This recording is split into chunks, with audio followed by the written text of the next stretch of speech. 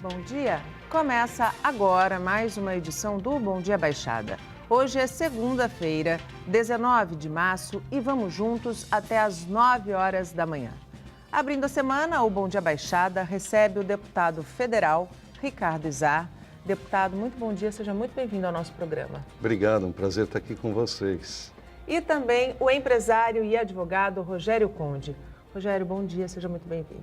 Obrigado, Nathalie. Deputado, um prazer, um bom dia e um ótimo início de semana para todos os nossos telespectadores. E a partir de agora, você também pode interagir conosco pelo telefone 13, que é o nosso WhatsApp, 988779496, pela nossa fanpage no Facebook, onde estamos simultaneamente ao vivo e também pelo nosso Instagram e pelo nosso Twitter. Deputado, não dá para a gente não tocar no caso da Marielle, né, da vereadora executada no Rio de Janeiro de uma forma bastante cruel, né, e bastante ameaçadora. Na opinião do senhor, foi um atentado contra a democracia? Eu ouvi uma frase tua agora, né? Você acabou de falar para mim agora, antes de começar o programa, nada justifica tirar a vida de uma pessoa. A gente está vendo as investigações acontecendo, a gente não sabe se foi milícia, se foi questão polícia, se foi traficante, vai ser apurado, né? Mas o que representa isso daí é um atentado à segurança pública, mais do que contra a democracia. A gente vê 61 mil pessoas sendo vítimas de homicídio por ano no Brasil. Teve o Anderson, muita gente não fala do Anderson, o motorista que representa todos os trabalhadores do Brasil e que tem a sua segurança agredida, a sua família agredida todos os anos. Então, tem que ser apurado, a gente não pode ficar falando, é porque defendia negro, é porque defendia a minoria. A gente não sabe o que aconteceu. Exatamente. Mas a gente sabe que a gente tem um grande problema no Brasil, que é a segurança.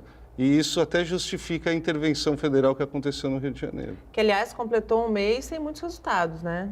Pelo que andaram divulgando. Mas, olha, Nathalie, eu acho que não completou, mas acho que a gente precisa dar um voto de confiança. Um voto de confiança. Eu acho que eu confio demais nos militares. Eu acho que é uma das instituições que ainda gozam dessa confiança da população. Credibilidade são também, os militares. Eu acho que uma ação dessa de intervenção num estado, né, numa capital tão importante, principalmente, eu acho que ela requer aí um estudo primeiro de mapeamento, de inteligência, de apuração, até para saber com quem que você está realmente lidando, né? Entre aspas, na estratégia militar, o inimigo, quem é, para você desenhar e aí começar a atuar. Eu acho que ainda a gente vai assistir alguns avanços na questão da segurança e da qualidade de vida, porque eu acho que o que está faltando, e infelizmente é o que o brasileiro sente muito, é essa falta de civilidade, né? E no Rio de Janeiro isso aflora de uma forma gritante, assim, você não conseguir viver com civilidade. E eu acho que o atentado contra a vereadora e contra o motorista, porque foram 2 vidas perdidas, mostra exatamente isso, né, Rogério? E acho que a gente vai assistir no futuro, né, acho que vai ser tema aí de muitos pensadores, muitos filósofos que vão discutir, porque inclusive essa repercussão mundial é muito ruim para o país, né, no momento que a gente está tentando entrar nos eixos novamente, tudo é muito ruim e a população fica cada vez mais descrente de um futuro melhor. Isso é péssimo. É horrível mesmo. Deputado, na opinião do senhor, qual é o maior desafio do país hoje? Eu acho que a economia está sendo resolvida aos poucos. Eu acho que o maior problema hoje é a segurança. A segurança, eu acho que é um dos maiores problemas. Nenhum cidadão de bem mais pode sair tranquilo nas ruas do país, né? E é uma pena a gente ver esse caso da Marielle sendo levado para o lado político da coisa. Sim, exatamente. A gente utilizando isso como bandeira política. E não é, isso é um problema nacional. A segurança é um problema nacional que tem que ser resolvido, tem que ser combatido por todos os partidos, tem independente muita gente de que sigla. diz que o que aconteceu com a Marielle é o retrato do Tropa de Elite 2, exatamente, igualzinho. É verdade, né? O maior problema hoje é a segurança. Infelizmente, a gente tem alguns problemas que a gente tem que cuidar, como saúde, educação, que isso é para a gente começar a pensar no futuro. Mas, de imediato, segurança é um grande problema no Brasil. Na opinião de vocês, como segurança sendo... Eu acredito muito que a segurança pública é o resultado da falta de investimento em educação, principalmente. Se nós tivéssemos políticas sérias de investimento lá atrás, nós não teríamos esse cenário de falta de civilidade e segurança. Sempre tem oportunidade, a gente fala isso no programa, e o programa prima por tentar, de alguma forma, conscientizar e criar que mais pessoas tenham esse pensamento. Enquanto o Brasil não fizer um investimento maciço em educação para a gente criar novas gerações de brasileiros, tudo, a gente não consegue resolver problemas que são muito na base da sociedade, né? A gente tem essa questão de você não ter os valores muito... os valores foram perdidos. Totalmente Hoje você vê, a gente tem o caso de repercussão como o da vereadora, mas nós tivemos esse final de semana um assassinato aqui na Zona Noroeste terrível, por questão de tênis, celular, essas coisas. A vida não custa nada, né? Mais um. Então, os valores estão sendo muito perdidos e eu, particularmente, acredito que com o investimento em educação, a gente consegue equilibrar um pouco a balança na sociedade. Falando em educação, deputado, está tramitando na Câmara um projeto de sua autoria que obriga professores de ensino infantil e também fundamental a terem noções de primeiros socorros. Isso. Como é que está o projeto e por que dessa iniciativa? Por que esses profissionais precisam ter essa noção de primeiros socorros? Esse projeto, na verdade, eu apresentei, o projeto não é nem meu, é da mãe do Lucas. O Lucas é um menino que morreu num passeio educativo da escola, engasgado com um pedaço do lanche, e morreu porque faltou primeiros socorros. Porque alguém poderia ter feito o procedimento de desengasgamento e ter salvo a vida do menino. E ela começou uma campanha na internet para apresentar projetos municipais, estaduais, e pediu um projeto federal. Eu entrei em contato com ela, apresentamos o projeto, ela me ajudou a redigir, e tem 36 dias que a gente protocolou na Câmara dos Deputados. E foi o projeto mais rápido que tramitou até hoje na Câmara dos Deputados. Porque já semana passada nós votamos a urgência no plenário, não deu para votar mérito por falta de acordo no texto, mas está pronto para votar agora terça-feira. Ele obriga as instituições de ensino, as instituições recreativas, como buffet infantil, essas coisas todas que têm acesso de público infantil, a ter um treinamento básico de primeiros socorros, né? Que são 8 procedimentos, entre eles o engasgamento. Sim. Para evitar mortes. Só ano passado foram 810 crianças que morreram engasgadas ou na escola ou em passeios recreativos escolares. Isso é um dado assustador, né? Claro. Muita vida que poderia ser salva com um projeto desse. Eu acho que não vai ter ninguém contrário à aprovação desse projeto. A gente deve aprovar ele semana que vem na Câmara dos Deputados e logo em seguida no Senado. Mas é só uma curiosidade. Projeto interessante para você ver a diferença também de cultura. Nós temos nos Estados Unidos aprovando em trâmite um projeto para que os professores aprendam a lidar com arma de fogo, né? Você vê como a cultura é diferente. É diferente. E determinante, né? Determinante. Agora, você sabe onde que nos Estados Unidos já é obrigatório primeiros socorros. Para você ver como é a questão da cultura. Lá eles já estão preocupados até com essa questão da arma, do armamento, tudo. E já devem ter superado essa questão do engasgamento e de outra. Até porque a questão até do que eu sempre tenho dificuldade de falar, desfibrilizador. Isso. E o afogamento, a queda de um aluno, tudo isso pode ser resolvido num primeiro atendimento. Né? Sem dúvida. O primeiro socorros, quantos casos nós mostramos aqui de que primeiros socorros salvam vidas, né? Deputado, sendo aprovado, entrando em vigor, em quanto tempo a gente tem na prática esta obrigatoriedade? Nós fizemos uma reunião com o ministro Mendonça Filho. Eu levei a mãe do Lucas, a Alessandra, junto, nós fizemos uma reunião. Então, nós vamos implantar no currículo escolar de quem faz faculdade de pedagogia e educação física já os primeiros socorros. Então, aqueles que se formarem já vão sair com esse preparo. Aqueles que já são formados, nós precisamos de um tempo de adequação. Sim. Então, provavelmente, 6 meses depois da sanção da lei é que a gente vai dar um período para as escolas se adequarem. Quem não se adequar, será punido? Será punido. Será punido com multa e talvez até a cassação do alvará de funcionamento quando for escola privada, né? A gente está falando de vidas, né, Rogério? Isso não tem Não, preço.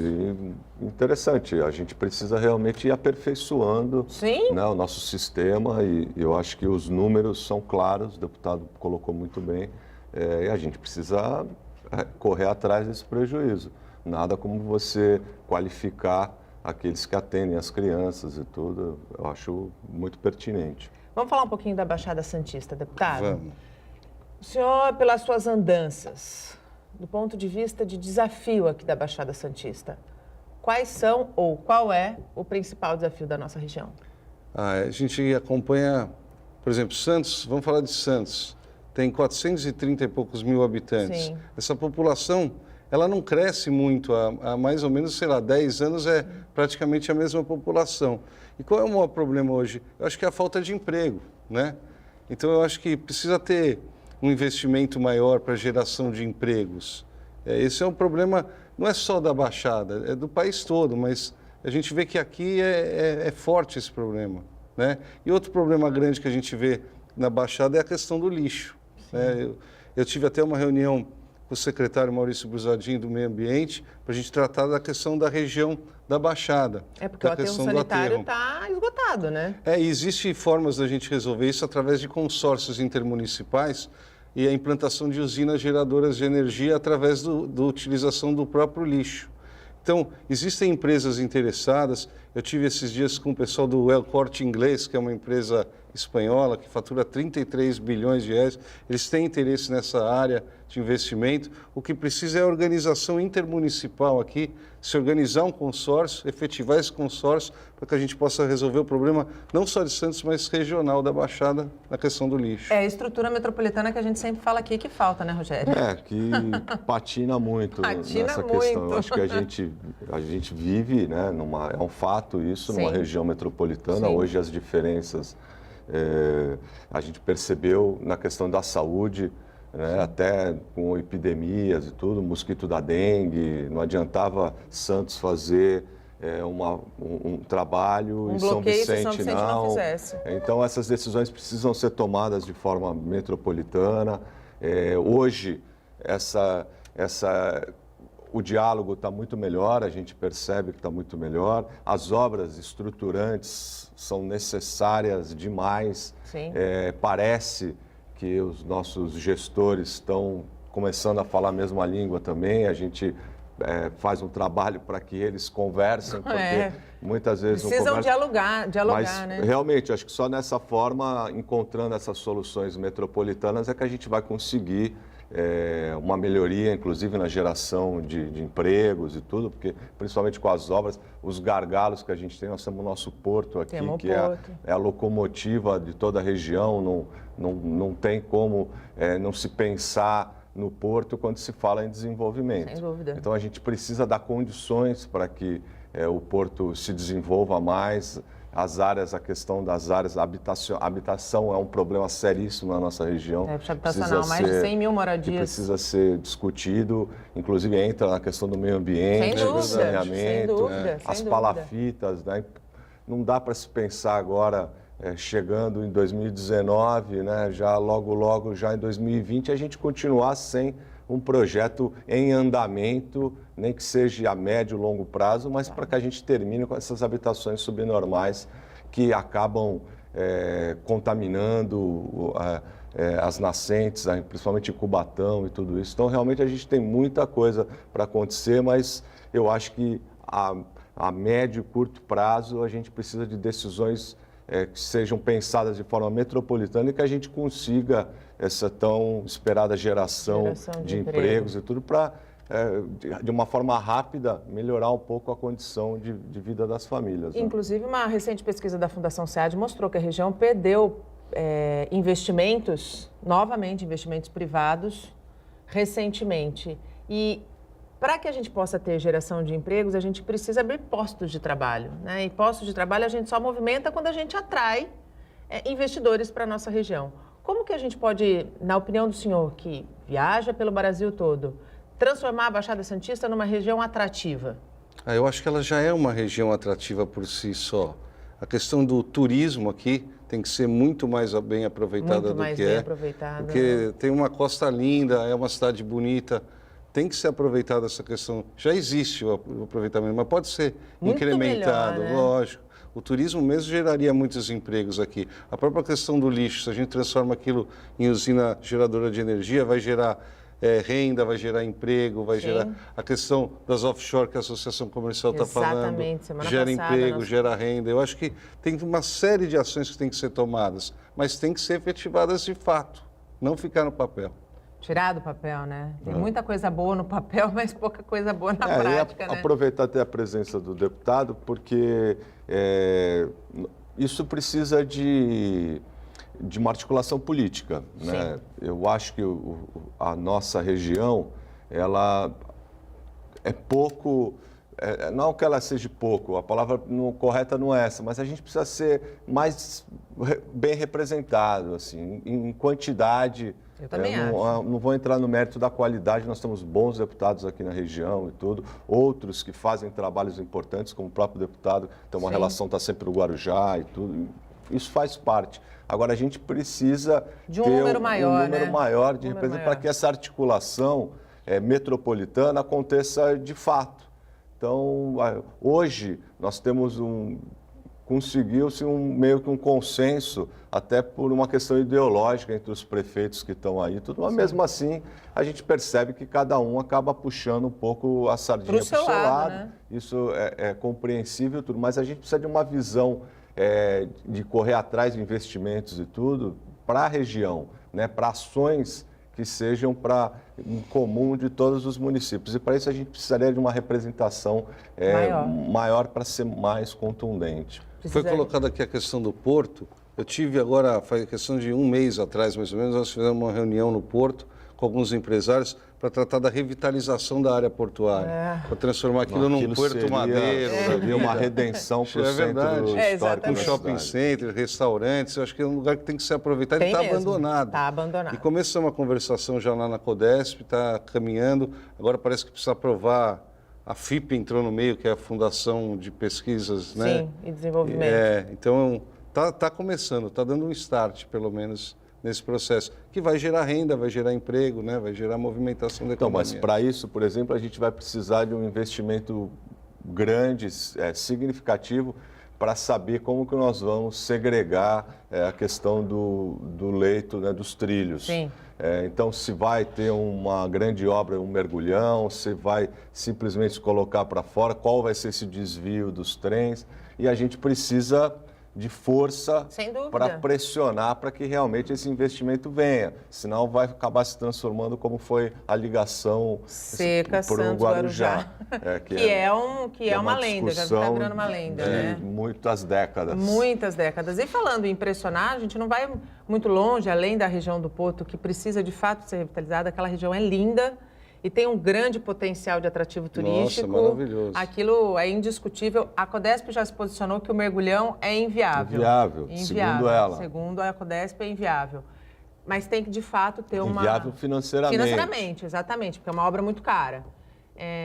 Mas, assim, indo além da questão do Porto, uma outra obra que precisa acontecer e que está travada são as obras da entrada da cidade. A gente tem o município fazendo a sua parte, as obras de macro e microdrenagem, o Estado já com o projeto pronto e o governo federal sem nada, né? Esta representatividade sendo maior, a gente tem muito mais força, né? Tem. Eu conversei com a vereadora Audrey outro dia sobre essa questão. Eu até me coloquei à disposição, porque agora o novo ministro das cidades é do nosso partido, Sim. o Baldi. E é amigo pessoal. Eu me coloquei à disposição de levar a administração, os vereadores aqui, para a gente discutir esse assunto lá. Eu não vejo dificuldade muito grande em retirar alguma ajuda do governo federal, principalmente no Ministério das Cidades. O problema é que esse problema já vem de outras gestões. Sim. Né? Não é de agora, isso já é um problema de antigo. 10, 20 anos. É muito antigo. E o problema é que os prefeitos que passam pela prefeitura, eles gostam de fazer obras que aparecem. E não gostam de fazer obras de drenagem, de saneamento, que são mais subterrâneas Sim. e ninguém vê. Mas é um dos principais problemas que tem que ser combatidos, porque isso é que gera as grandes calamidades, as enchentes. A gente etc. fica ilhado, né? Exatamente. O santista não entra e nem sai da cidade. Ninguém, nem turista, nem santista, nem ninguém.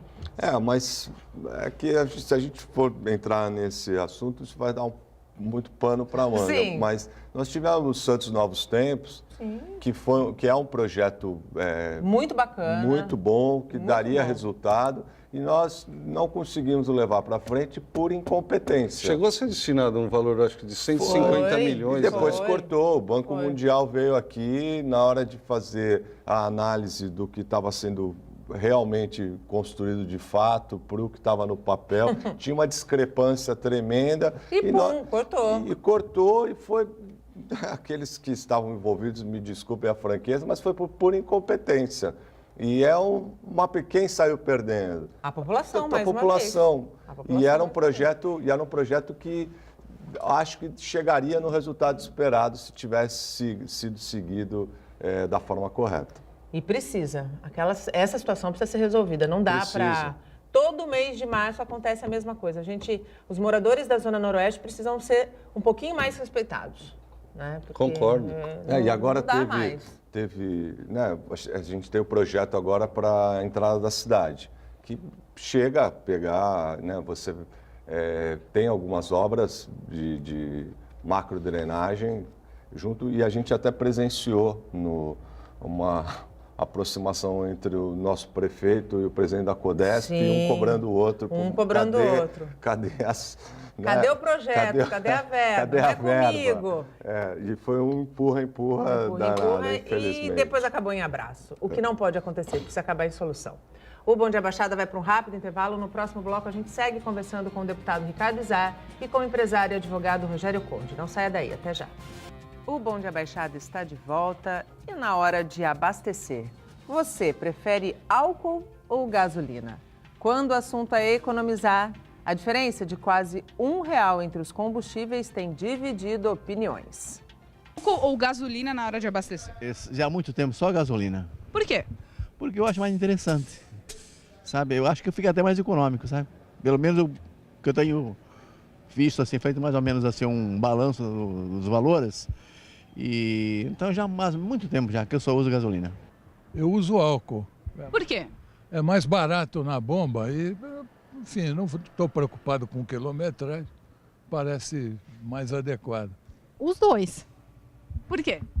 porque às vezes compensa mais o álcool do que a gasolina. O preço está compensando mais do álcool e às vezes você pega um preço bom e põe gasolina. Depende. Um dia eu ponho gasolina, outro dia eu ponho álcool. Teve uma época que eu fazia conta para ver o que era melhor, o que ia caber melhor no bolso. Mas hoje em dia está tudo tão parecido que eu já não me preocupo muito. Depende, chegou no posto, eu olho, escolho o que eu quero pôr. Para você saber qual é mais vantajoso no bolso, é preciso saber que o valor do álcool tem que ser até 70% do valor da gasolina. Entendeu? Peraí. Eu conversei com um economista e ele explicou direitinho. O álcool, em geral, é 30% mais barato do que a gasolina. Agora, é preciso que o motorista saiba se com o álcool, com 10 litros de álcool, ele percorre a mesma quilometragem que percorre com 10 litros de gasolina. Porque se ele com os 10 litros de álcool percorrer uma distância menor do que com 10 litros de gasolina, aquela compensação financeira que ele teve acaba sendo diluída em relação ao aproveitamento na distância com o veículo. Rodolfo Amaral alerta que as características do veículo também devem ser observadas. O proprietário do veículo tem que conhecer o seu veículo, até porque nem todos os veículos são 0 quilômetros. Dependendo do período de uso, você pode ter um desempenho maior ou menor com um determinado combustível. Então, essa avaliação o motorista precisa fazer também em função do tipo do seu veículo e do tempo de vida útil que ele tem. E uma curiosidade, apesar do preço mais alto, Rodolfo explica que a gasolina é o combustível mais usado aqui na Baixada Santista. Ao contrário do interior, ou seja, o uso do álcool em relação à gasolina aqui na região é de 50%, ou seja, para cada 100 litros de gasolina se usa 50 de álcool, tá? E no interior, para cada 100 litros de gasolina se usa 85 de álcool, certo? Então, é um perfil de consumo diferenciado, que é muito interessante isso. Ou seja, o interior está privilegiando o etanol, o litoral não. Até porque no litoral o preço está muito próximo entre álcool e gasolina e é aquilo que o Rodolfo falou. Tem que ver o que rende mais na questão quilometragem, litro por quilometragem. O que não dá para entender mesmo é como o nosso combustível é tão caro, né? Nossa, se precisar abastecer ir para São Paulo também, na hora que desce a Serra, são mais R$ 25 no pedágio. Por uma quilometragem que eu já fiz essa conta várias vezes, eu não sei a fórmula para chegar num valor desse.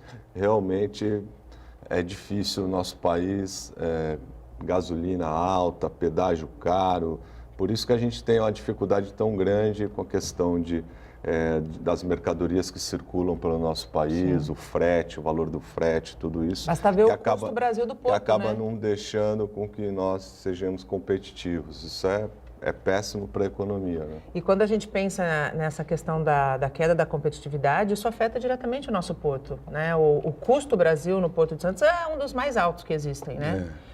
Falando em Porto, o senhor colocou no começo, no bloco anterior, a questão do seminário que teve na semana passada, onde a Baixada, inclusive, esteve presente, com relação à instalação, estudo de viabilidade da instalação de uma base offshore aqui na nossa região. O senhor acredita que esse seja uma das ferramentas para que a gente consiga alavancar o desenvolvimento regional? Eu acho um projeto super interessante, acho que partiu da associação comercial, Sim. né? Eu acho que é importante, vai gerar renda, vai gerar emprego, né? Você tem um universo, as plataformas têm demanda de consumo. Sim. E tem que ser atendida. Então, por que não? Por que Santos, Cubatão, por que essas cidades não vão atender, já que são as mais próximas, né? Eu acho super interessante. São as mais próximas e estão preparadas há anos, né? Então, se criou uma expectativa muito grande, né, com a questão do pré-sal, com a vinda da Petrobras, no início até com a própria construção daquelas torres na entrada da cidade, que acabaram sendo, apenas uma foi viabilizada, mas que está ocupada 100% de ocupação. E agora essa perspectiva de retomar essa questão de fazer com que a nossa região seja uma base, né, a base offshore, para que você possa, o presidente da Petrobras, parente, anunciou que até 2020, são 13. Provavelmente 13 plataformas novas, quer dizer, e a Associação Comercial acho que foi muito importante, está sendo protagonista nisso tudo, fazendo com que sejam mapeadas as áreas em que possam ser utilizadas, chamando as empresas a se qualificarem, se credenciarem as regionais para que possam vir a prestar serviços para as petroleiras, para a própria Petrobras, enfim, que a gente vá preparando o terreno de forma profissional para poder aproveitar o máximo a vinda dessa condição para a região, né? Porque hoje o pré-sal ele a maior concentração hoje da Petrobras, de atividades, tudo está aqui no pré-sal. E pelo visto, e os investimentos foram anunciados, só vai potencializar essa situação. Então, acho que a região precisa cada vez mais se qualificar e se preparar para ir aos poucos, conforme a demanda, e ocupando esse espaço e não deixar que outras empresas venham e eu tire o trabalho, né, da nossa pessoal Isso daqui. Isso que o Conde colocou é muito importante, porque além de gerar renda e gerar emprego, você qualifica as empresas. Exatamente. Então você melhora a qualidade da prestação de obra, serviço, né? dos produtos, da tecnologia. Eu acho que é muito importante. É o centro, né? O centro da própria tecnológico. Eu acho que tudo isso é a preparação para, no momento certo, você conseguir prestar esse serviço. Para não ser mais um tiro de festim, né? Exatamente, e não haver uma frustração como houve no passado. Não adianta, se começar a atividade cada vez mais a se tornar aquecida e você não tiver mão de obra, você não tiver os espaços, já tem a questão do meio ambiente, então você precisa já ir trabalhando isso, né? Para você poder chegar na hora e, olha, está aqui meu portfólio, minha empresa consegue, eu estou pronto. Senão o trem vai passar e a gente vai perder de novo. Deputado, falar um pouquinho de eleições, né? Porque outubro está aí, o prazo para definição de candidatos também está se esgotando, está se apertando. O senhor vai ser candidato à reeleição? Sou pré-candidato à reeleição, né? A gente tem que falar pré-candidato. Pré-candidato, é verdade. Mas vou tentar de novo, sim. Eu acho que a gente tem 2 mandatos aí. Eu acho que fiz um trabalho bom, sou suspeito para falar, mas trabalhamos bastante a bandeira da vulnerabilidade. A gente trabalha muito com a questão do autismo, transplante de órgãos, pessoas com deficiência, animais, todos aqueles que não têm voz, a gente tem trabalhado muito essas bandeiras no Congresso. Meio ambiente, o deputado tem uma atuação Meio também. ambiente, e são bandeiras que já marcaram o meu mandato. E a gente tem um grupo de apoiadores grandes que querem que a gente continue e nós vamos continuar. E precisa continuar. A gente precisa...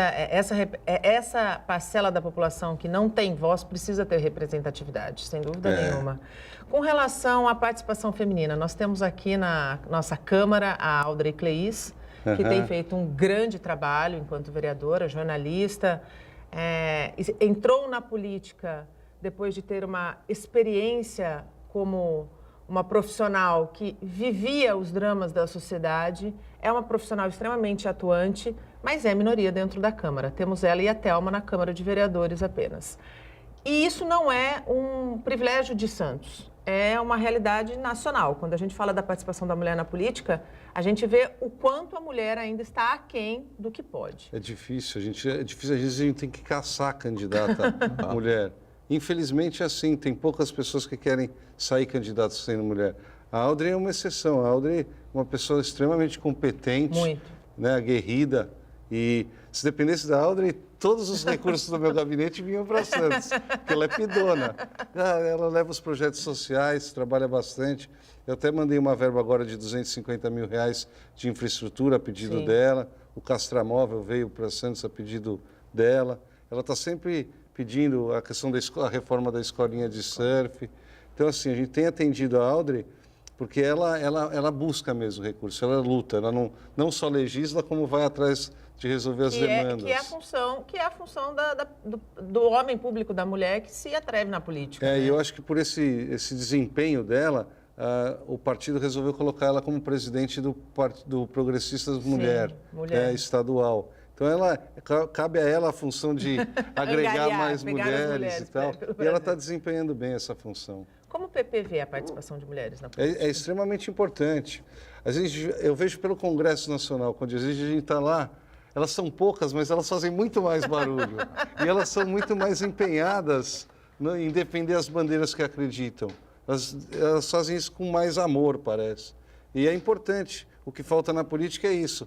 Pessoas que defendem os ideais com mais amor, com mais vontade. Agora, a gente está presenciando, infelizmente, a classe política, por força de muita coisa que aconteceu e tudo, das investigações, dos envolvimentos de alguns parlamentares e, enfim, com corrupção e tudo isso, as pessoas têm dificuldade de falar sobre política.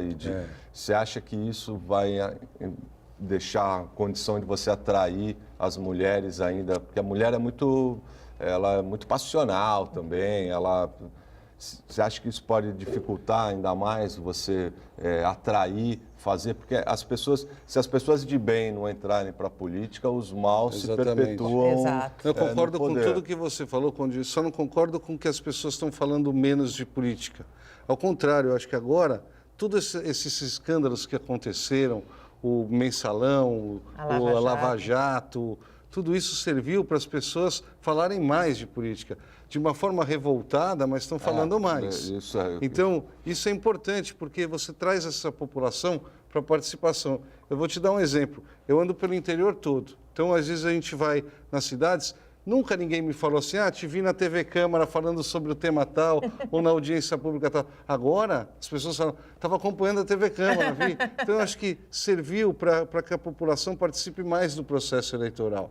E isso é muito importante, porque quem não participa do processo eleitoral não tem o direito de reclamar. Exatamente. Então, você tem que votar no teu candidato a vereador, a deputado, a prefeito, e acompanhar o trabalho dele. E conhecer, né? E hoje vocês têm todo acesso, vocês da imprensa fornecem todos os dados. A Câmara dos Deputados tem um site aberto, onde se acompanha votações, acompanha relatorias, presença, gastos. Então, você tem todos os dados. Então, você votou num cara, você tem que acompanhar o trabalho dele, ver se ele Cobrá-lo, trabalha. né? E na próxima eleição você tem a maior ferramenta, que é o voto, para reelegê-lo ou não, ou Sim, trocar, sim. escolher uma pessoa nova em que você acredita.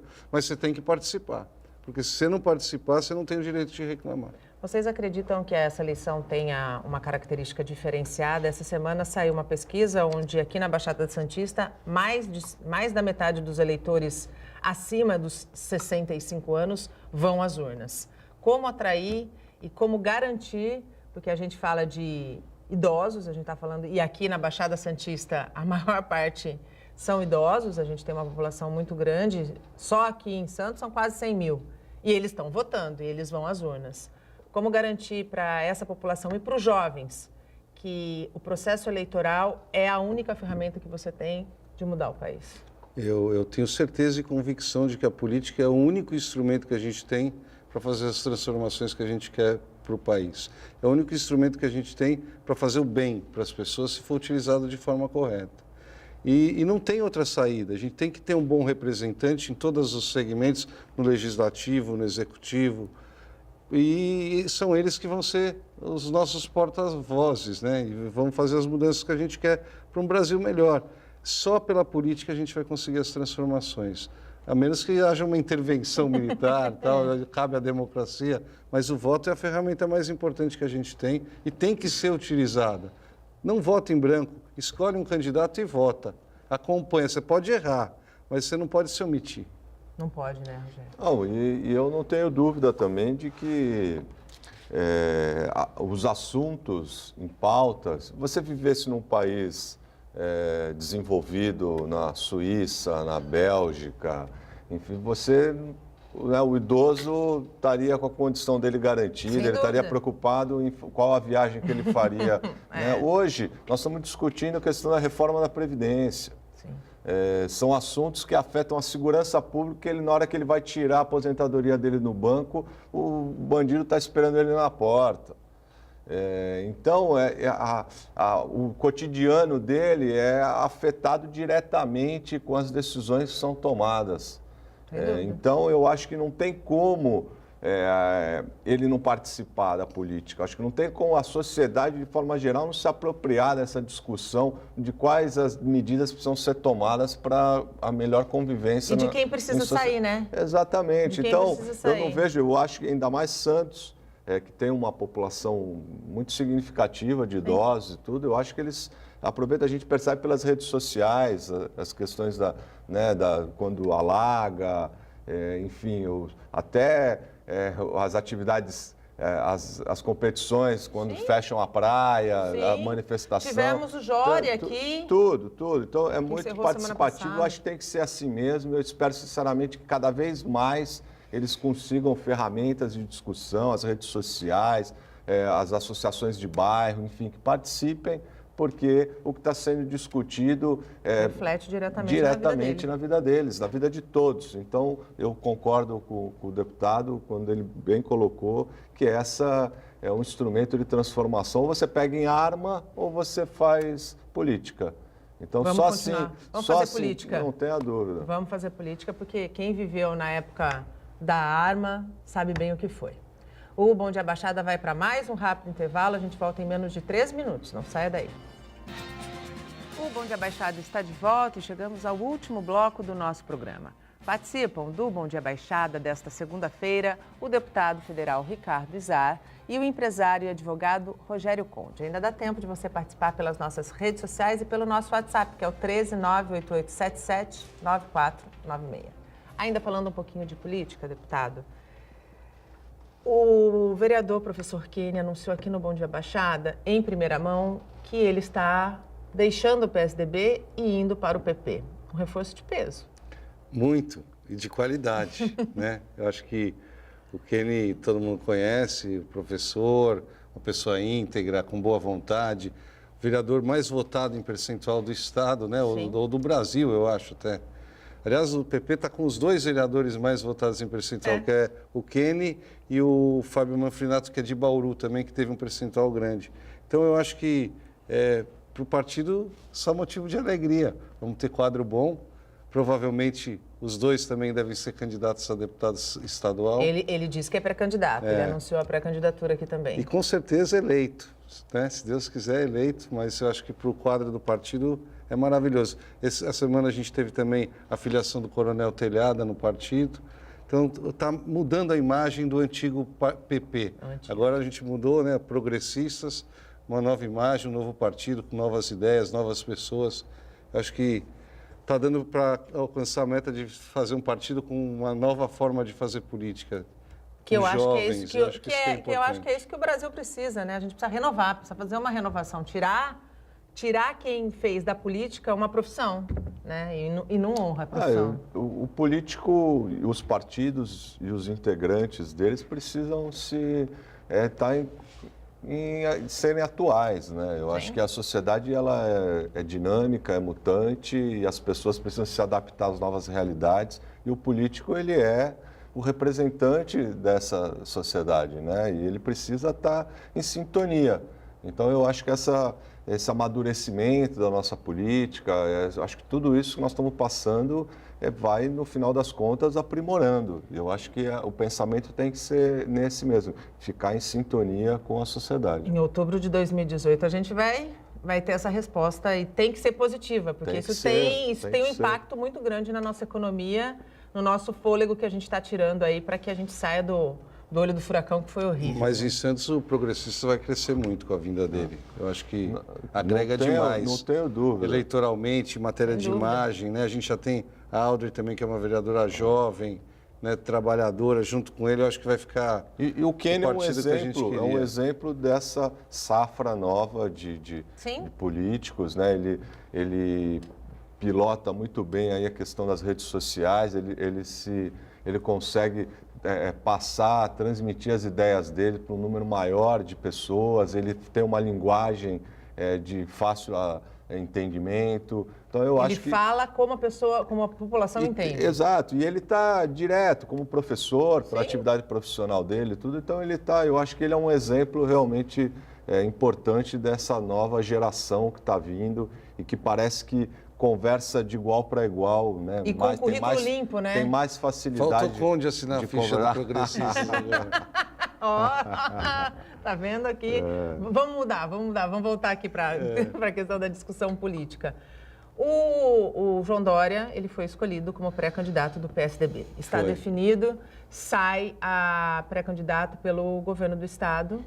E temos Márcio França, que em abril senta na cadeira de governador e fica por alguns meses e também é pré-candidato pelo PSB.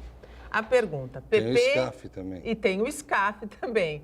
O PP apoia Márcio França? Não, o PP, na verdade, assim, eu até conversei com o Márcio França ontem pelo telefone, mas nós estamos esperando, nós vamos ser o último partido a definir. Nós estamos conversando internamente, conversamos com o DEM também, com o Rodrigo Garcia, e vamos tomar a decisão juntos. PP e DEM vão caminhar juntos para praticamente definir, né, o apoio no último minuto, aos 46 do segundo tempo. Não dá para te adiantar. A gente já está conversando com o Dória, está conversando com o Márcio, está conversando com o SCAF, mas a gente tem que analisar melhor e esperar. Eu acho que, para que ter pressa? Vamos tomar a decisão certa.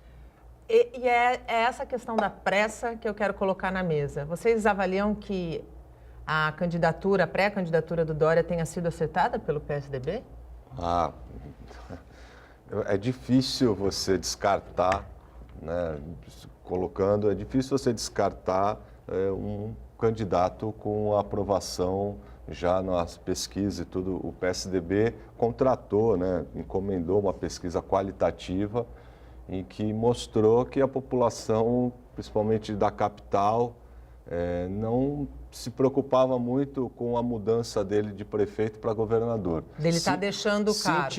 Sentiria demais, seria uma rejeição enorme se ele quisesse ser presidente. Mas governador parece que é muito... A população ela tem essa percepção.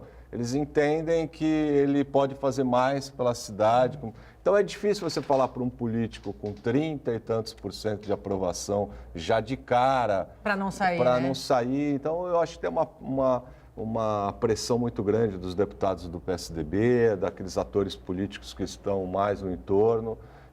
Não teria como não lançá-lo governador. Se isso vai emplacar mesmo, se vai dar certo mesmo, se vai ser eleito ou não. Agora, acho que o Márcio França tem um poder de articulação como poucos políticos É impressionante. do país. A gente tem rodado no interior, os prefeitos do interior, todos, a maioria se identifica mais com o poder de articulação dele é incrível, mas o PSDB está há 20 anos aí, né? Então tem também uma influência muito grande. Eu acho que vai ser uma briga boa aí, briga no bom sentido, né? Mas eu acho que a gente vai assistir muita coisa, vai depender muito dessas articulações de questão de apoio, até para tempo de televisão e tudo isso. Até a atuação do Bruno Covas vai influenciar muito Exatamente. nisso. Porque ele é uma pessoa capacitada para assumir a prefeitura. Precisa ver como ele vai utilizar essa máquina, se ele vai usar realmente, politicamente, a favor do Dória ou não. Isso que precisa ser analisado. Isso vai contar muito. Agora, quem está numa saia justa é o Geraldo Alckmin, né? Esse ficou numa saia justa, né? Porque... vai estar numa situação realmente... muito delicada. Mas que ele, em algum momento, ele vai precisar se posicionar de forma clara. Eu acho que se posicionar nos bastidores, acho que todo mundo já entendeu mais ou menos a situação dele, mas para o eleitorado, para a população, ele vai precisar em algum momento... dizer quem ele apoia. Pegar o microfone e... dizer quem ele apoia. Subir no palanque com um dos dois. Ele vai ter 2 palanques, na verdade, eu acho. Né? E para ele não é ruim, não. Para ele é até bom. Eu acho que ele vai ter 2 aliados candidatos a governador. Para os objetivos dele, só agrega, né? Há controvérsias. Há controvérsias. O Bom Dia Baixada terminou. Queria muito agradecer, deputado, a tua presença aqui conosco. Agradeço, carinho, a tua disponibilidade de estar aqui. Eu acho que esse é um ano muito especial e o Bom Dia Baixada vem cumprindo com a missão de bem informar, trazendo os políticos que já representam, os políticos que foram eleitos pelo povo e que estão lançando uma pré-candidatura justamente para cumprir a missão de apresentar para a população quem são os homens públicos, quem são as pessoas que estão buscando e que vão angariar o teu voto, porque se a gente não fizer isso, a gente está sendo omisso. Né? Então, muito obrigado pela tua participação. Eu que agradeço a oportunidade, o espaço, a recepção, o carinho. Obrigado mesmo. É isso, né, Rogério? A gente tem que trazer para a mesa para que a gente possa bem informar o telespectador. Não tenha dúvida. Eu acho que você e a equipe toda estão de parabéns. Bom Dia Baixada tem feito isso.